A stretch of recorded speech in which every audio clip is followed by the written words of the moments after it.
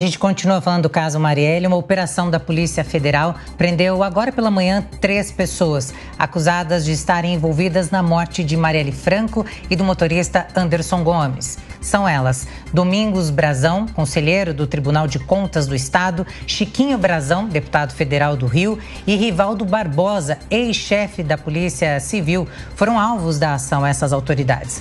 Além das 3 prisões, foram expedidos 12 mandados de busca e apreensão na sede da Polícia Civil do Rio, no Tribunal de Contas do Estado. Os agentes apreenderam documentos e levaram eletrônicos para perícia.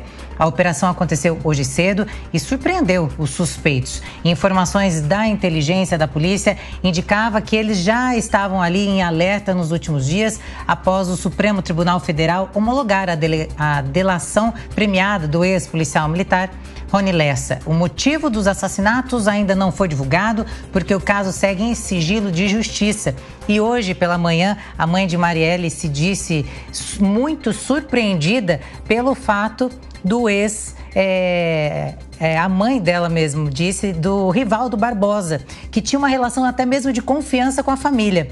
Abre aspas, ela disse o seguinte: a minha filha confiava nele no trabalho dele. E ele falou que era questão de honra elucidar a morte dela. Por questões óbvias, porque a Marielle, além de confiar, Marielle garantiu a entrada do Dr. Rivaldo no Complexo da Maré depois de uma chacina para ele entrar e sair com a integridade física garantida. Vilela, essas são as palavras da mãe. Ela disse isso hoje cedo. Ela confiava, tanto ela quanto a filha confiava muito no Rivaldo Barbosa, ou seja, Rivaldo está preso e ele possivelmente é um dos autores intelectuais desse crime, segundo a Polícia Federal. Ele pode ser aí o autor intelectual, obviamente, para atrapalhar as investigações e bloquear também com que essas investigações fossem feitas e elucidasse o caso.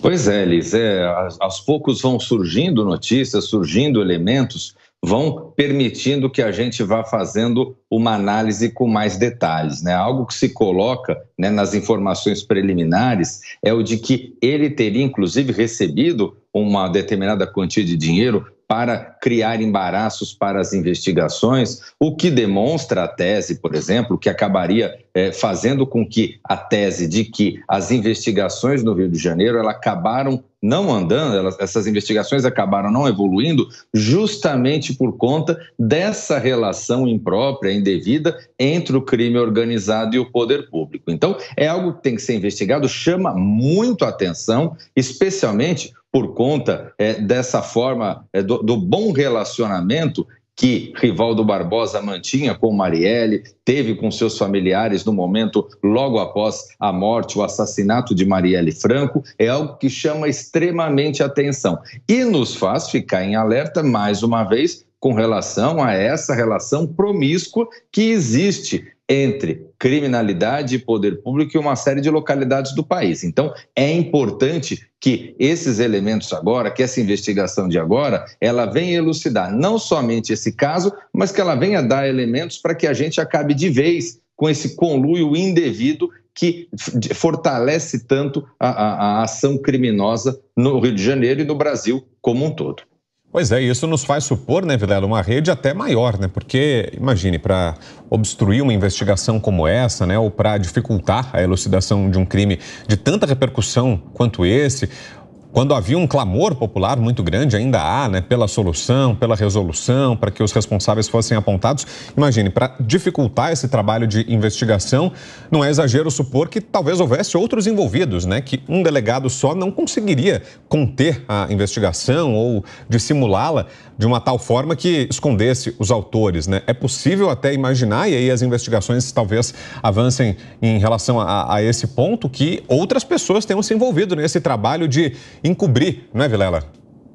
Exatamente, exatamente. É muito possível que as investigações nos coloquem diante desse quadro e é justamente essa a importância que uma investigação efetiva tenha, não apenas para elucidar esse caso, mas para permitir que seja feita uma análise do todo. Você vê, por exemplo, Brown, que nos últimos anos, conforme se descobriu aquelas pessoas que praticaram os assassinatos, Rony Lessa e outras pessoas que praticaram, que atuaram efetivamente na prática desse assassinato, se descobriu, por exemplo, a força do do escritório do crime, de segmentos que praticavam atos de homicídio encomendado no Rio de Janeiro. Então você vê que as investigações elas vão puxando elementos e vão permitindo com que seja compreendido a lógica que deu margem não apenas à execução desse crime, mas a lógica que operava e que talvez opere ainda hoje na relação do crime organizado com determinados setores do poder público. Então eu vejo que